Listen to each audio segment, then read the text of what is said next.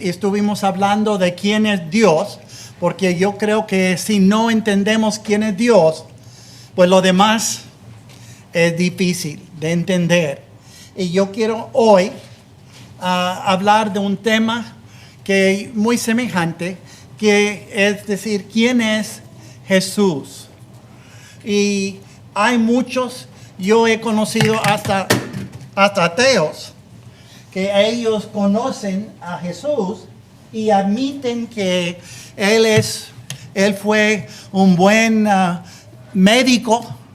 Él había ido a la India a estudiar medicina allá, a Egipto para aprender de ellos. Entonces por eso, no eran milagros, pero es que Él había aprendido mucho de medicina. Pero aprecian, dicen, yo aprecio a Jesús. Otros lo ven como un maestro con buenas ideas. Era un filósofo. Y ellos dicen, bueno, tal vez él se fue allá a la India a aprender de Buda o a los griegos. Pero era muy inteligente. Tiene muchas enseñanzas buenas. Teníamos una amiga que cuando uno le hablaba de Dios, ella decía, yo creo en Dios, pero no como usted. Y con eso quería decir que ella creía que Dios está en los cielos, Dios está en la piedra, Dios está en los animales.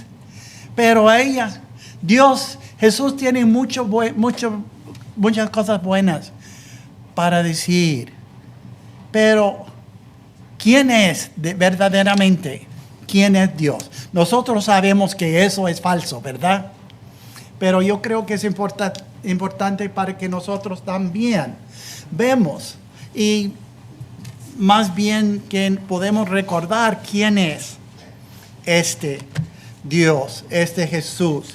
Y quiero que ustedes se van primero a Isaías capítulo 9. Isaías capítulo 9, el verso 6. Y recuerda que en esta profecía, ¿qué dice?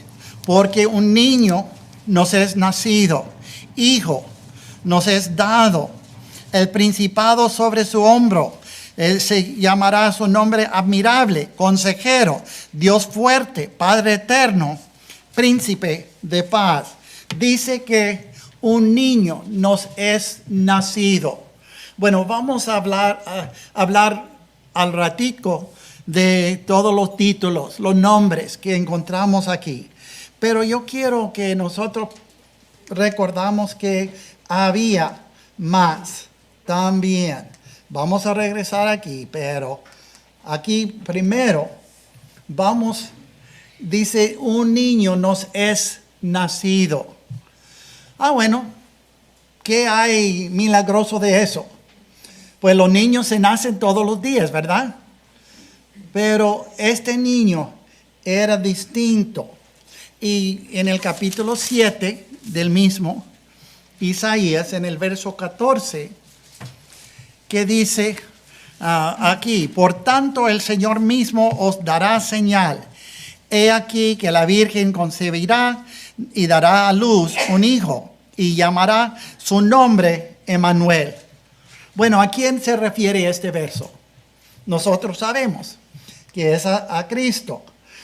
Y claro, eso es en Mateo capítulo 1, lo cita.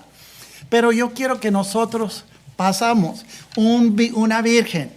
Muy bien. En Génesis capítulo 3, el verso 15.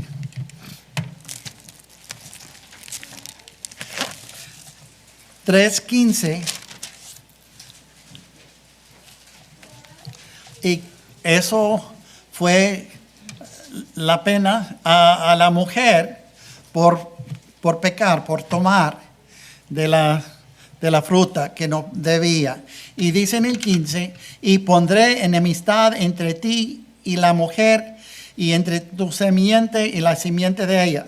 Perdón, eso es al serpiente.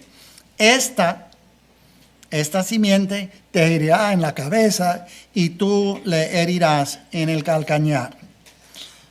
Nota bien, dice, pondré enemistad entre ti y la mujer, entre tu simiente y la simiente suya, de ella. No implica hombre aquí, es la simiente de la mujer. Yo pienso que dice, y claro, no dice en tantas palabras virgen, pero yo entiendo que eso también refiere a la Virgen María, en Gálatas capítulo 4. Y aquí, en el capítulo 4, encontramos otra vez una profecía del mismo, de la venida de Cristo. A ver, en el verso 4 dice, pero cuando vino el cumplimiento del tiempo, Dios envió a su Hijo. Bueno, eso no sabemos que es Jesucristo, ¿verdad? Nacido de mujer y nacido bajo la ley. Ahora pregunto, ¿de quién son nacidos cada ser humano? ¿Del hombre o de la mujer? Obvio, ¿verdad? Es la mujer. A pesar de que algunos dicen que el hombre se puede, sabemos que no es cierto. Pero es interesante que esta palabra que se usa aquí, nacido, no se usa algunas cuantas veces en el Nuevo Testamento, pero nunca es traducido nacido. Es traducido a ser, es traducido a dar, pero no es traducido a nacer. Y una mujer que tiene un niño, pues eso es natural, eso es normal. Pero yo creo que más bien el texto aquí, y hay algunos textos, el King James Version lo traduce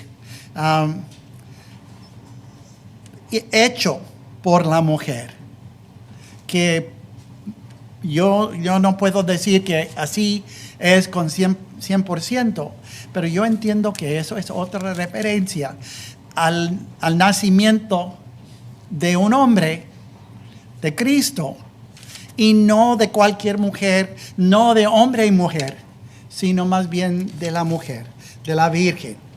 Entonces, eso fue la profecía que vendrá, nacido de una virgen.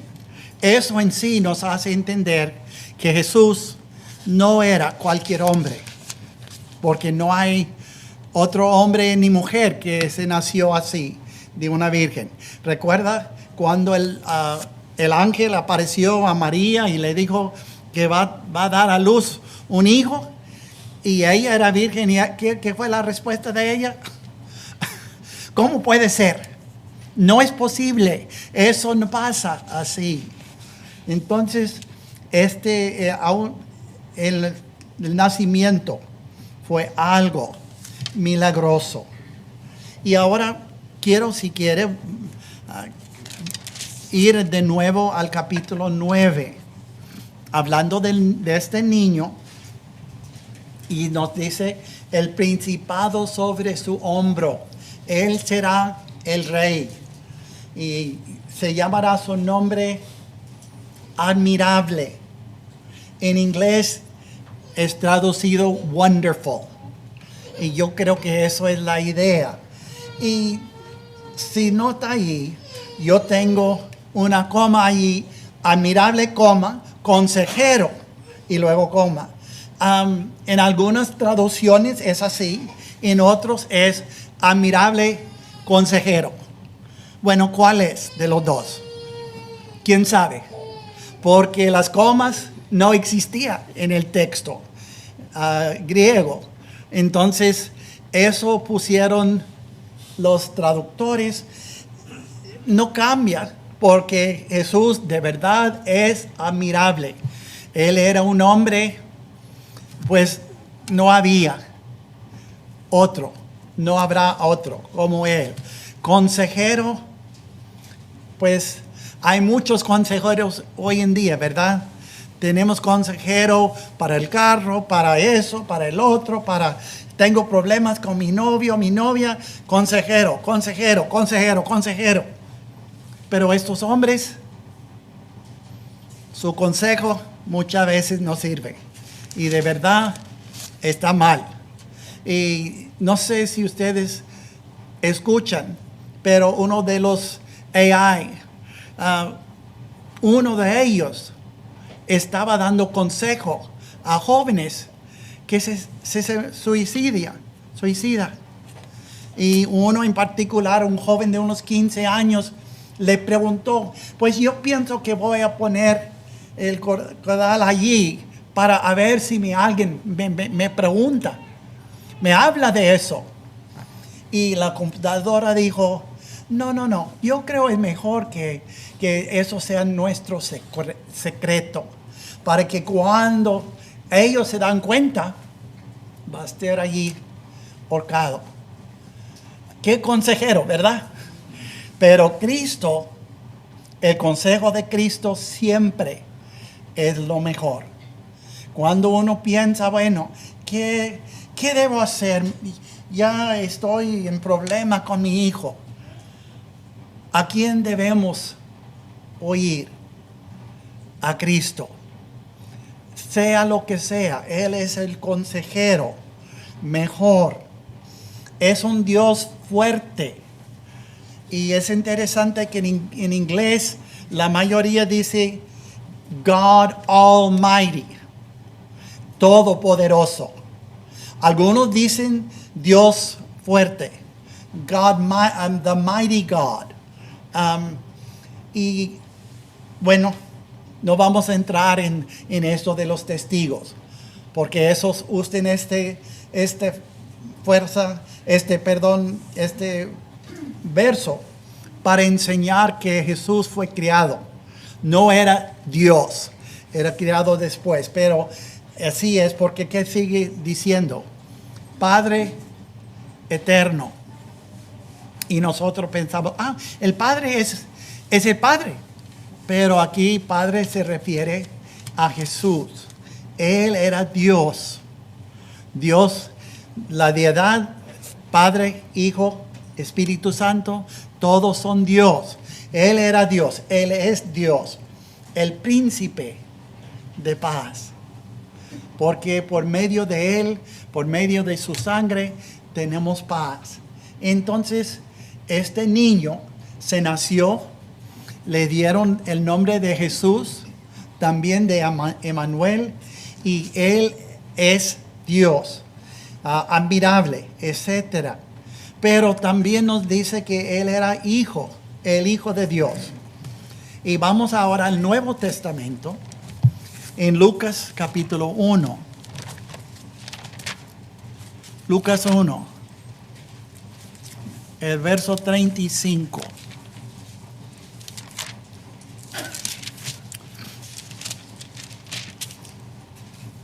En el verso 35 dice, respondiendo el ángel, le dijo, el Espíritu Santo vendrá sobre ti y el poder del Altísimo te cubrirá con su sombra, por lo cual también el santo ser que nacerá será llamado Hijo de Dios. Cristo iba a ser Hijo de Dios. En Juan 3, y todo el mundo puede citar Juan 3:16. Y vamos a leer este verso, pero vamos a abarcar un poquito más del capítulo 3, el verso 16. Y dice aquí, porque de tal manera amó Dios al mundo, que ha dado a su Hijo unigénito, para que todo aquel que en Él cree no se pierda, mas tenga vida eterna. Bueno, yo quiero notar aquí su Hijo unigénito. Eso obviamente se refiere a Cristo. Porque dice, porque no envió Dios a su Hijo otra vez al mundo para condenar al mundo, sino para que el mundo sea salvo por él, por su sangre. El que en él cree no es condenado, pero el que no cree ya ha sido condenado porque no ha creído en el nombre de ¿quién? Del unigénito Hijo de Dios. Entonces vemos claramente que Jesús era el Hijo de Dios. No era un hombre, no era un hombre muy inteligente, era Dios en la carne. En capítulo 4 de Mateo,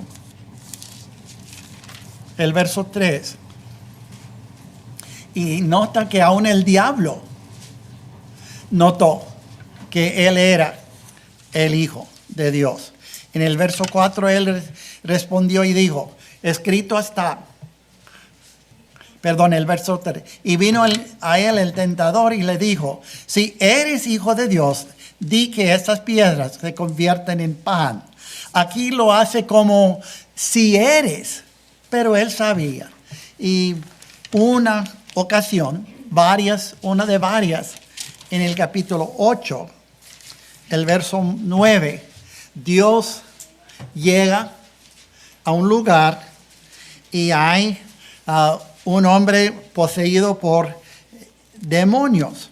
En el verso 29 dice, y los demonios clamaron diciendo, ¿qué tienes con nosotros, Jesús, Hijo de Dios? ¿Has venido acá para atormentarnos antes de tiempo? Y podríamos llegar a eso, hablar de eso, ¿verdad? De antes del tiempo, etcétera. Pero lo que quiero decir es que aun los diablos, ellos entendieron, ellos lo reconocieron. Y en más de una ocasión, ellos lo entendieron. En Hechos, en el libro de Hechos, capítulo 8, el verso 37. ¿Qué fue la confesión que hizo este hombre? En el verso 37, Felipe dijo, si crees de todo corazón, bien puedes. ¿Y qué dice? Y respondiendo, dijo, creo que Jesucristo es el Hijo de Dios. Nosotros como cristianos debemos hacer esta confesión. Yo creo que Jesús es el Hijo de Dios. Y en primera a Timoteo, capítulo 3.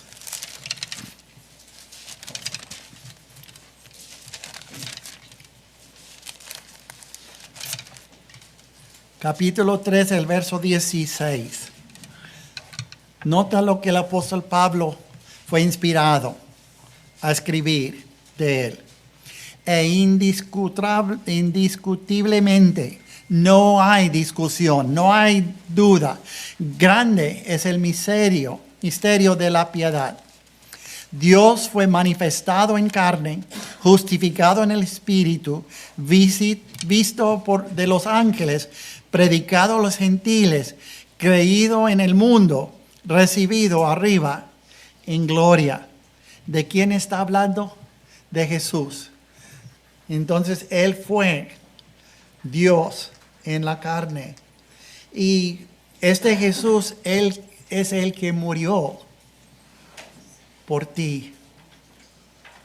Y hermanos, yo creo que eso es muy importante para nosotros, por cada uno de nosotros, recordar, Jesús murió por mí y por ti. Y yo creo uno de los problemas que algunos cristianos tienen es que se han olvidado eso. Ellos no ven, ellos no entienden. Y tal vez si uno le pregunta, pues, ¿has pecado? Claro. Y la paga del pecado es la muerte. Pero en su corazón no piensan que han pecado. Unos años atrás estuve estudiando con un hombre, amigo de una hermana, y fiel. Pues cada semana yo creo que fue el día jueves, estudiemos. Y él siempre, sí, yo entiendo, sí, qué bien. Y durante 7 semanas, 8, que estuvimos estudiando. Y él de acuerdo con todo. Hasta que pasó a veces porque vio algo que yo no iba a abarcar con él, pero él me dijo, y era cierto. Entonces, por fin lleguemos a eso del pecado. Y leímos de Romanos 3:23, dice, por cuanto todos pecaron. Y él me dijo, sinceramente, yo no he pecado. ¿Y qué puede uno decir a tal persona? Si no ha pecado, ¿necesita salvación?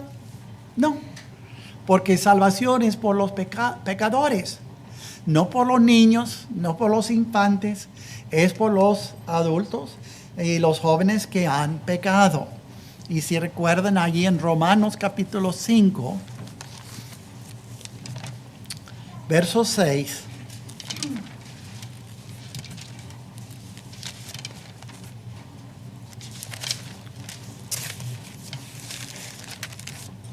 antes de que venimos, mi esposa me preguntó, ¿puede usted leer en esta Biblia? Y yo dije, sí. Porque yo tenía años. Cuando yo empecé a predicar en español era la Reina Valera. Pero como allí en Tennessee tenemos una clase bilingüe, y entonces nosotros usamos la Biblia de las Américas. Porque es de lo que yo he visto, la única Biblia que está bien, está correcto, y es una traducción del inglés al español. No es bilingüe, no es como muchos que la Reina Valera, el King James, esos no vienen de los mismos manuscritos. Entonces, estoy acostumbrado a y voy a decirles que me cuesta un poquito llegar a donde. Pero aquí en Romanos capítulo 5, el verso 6, dice, porque Cristo, cuando aún éramos débiles, a su tiempo murió por los impíos. Ciertamente apenas morirá alguno por un justo, con todo pudiera ser que alguno osará morir por el bueno. Mas Dios muestra su amor para con nosotros, en que siendo aún pecadores, Cristo murió por nosotros. Cristo murió por cada persona aquí que tiene la edad de conocer el bien y el mal. Y si usted ha pecado, Él murió para darle perdón. Si Él murió por mí, ¿cómo ¿qué debo hacer por Él? En Primera de Pedro, el apóstol Pedro dice lo mismo. Pablo lo dice, Pedro lo dice, que Cristo murió por nosotros. Primera de Pedro, capítulo 17.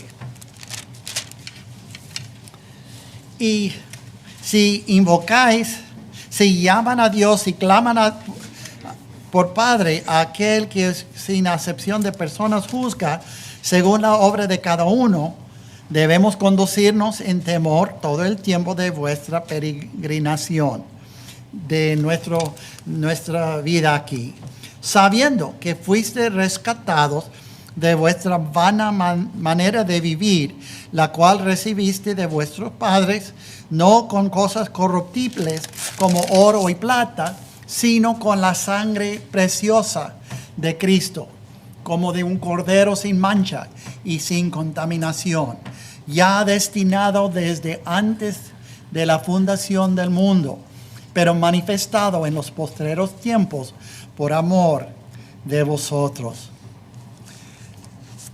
¿Por quién tenemos el perdón de los pecados? La sangre preciosa de Cristo. Y nota en el verso 20 dice, destinado desde antes de la fundación del mundo.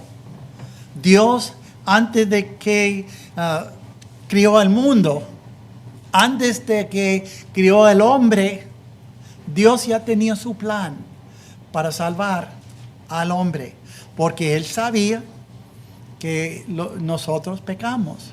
Entonces Él lo hizo este plan, pero dice que, pero manifestado en los postreros tiempos.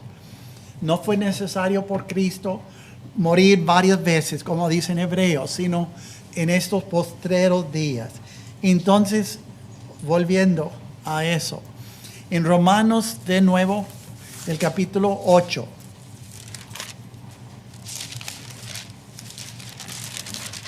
Romanos 8, el verso 34.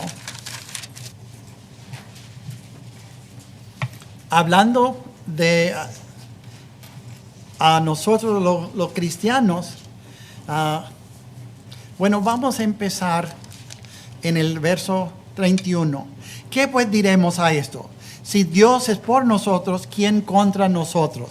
Y obviamente nadie de importancia.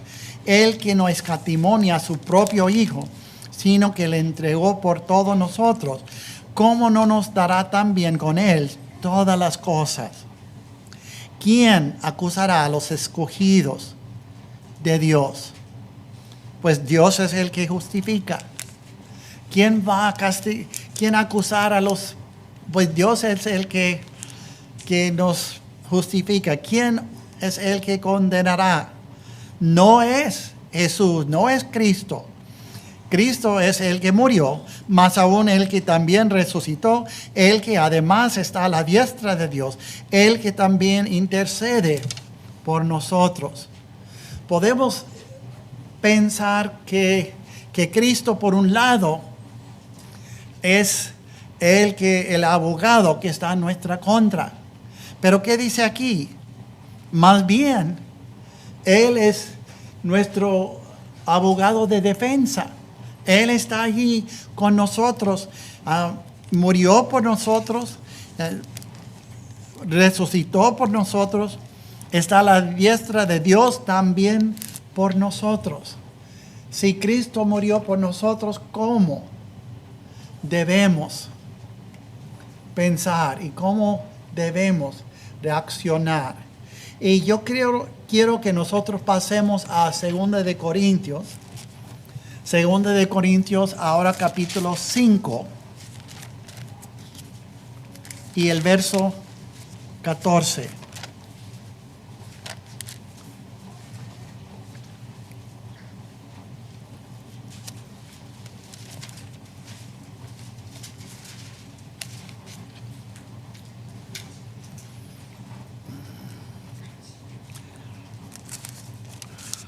Dice, y por todos murió, y hablando de Cristo, por todos murió, para que los que vivan, ya no vivan para sí, sino para aquel que murió y resucitó por nosotros.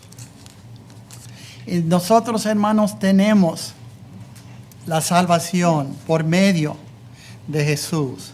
Y aquí también nos ayuda a recordar que nosotros debemos siempre pensar, si Cristo murió por mí, ¿cómo debo vivir yo? Debo vivir por Él, porque Él murió para darme vida. Y habla de dos hombres que eran amigos desde niños, siempre estaban juntos.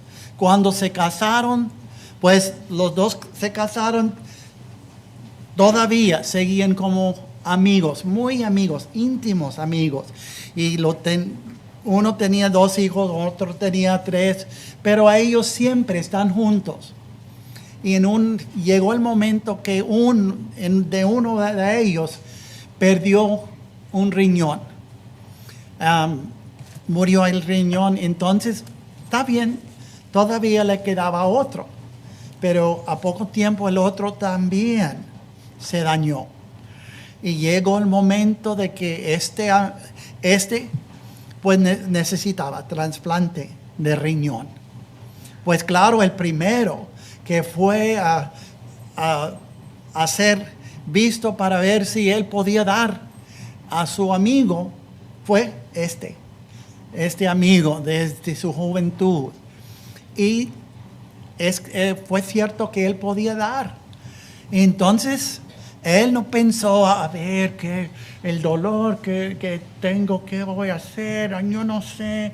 Y no iba más para allá y para acá. Pues no. Luego, no. Yo quiero dar a mi amigo. Y no sé eso de persona, pero dicen que lo que hacen es que tienen 2 doctores en 2 salas de operación. Y uno está con el enfermo y le preparan, quitan el riñón, tiene todo listo.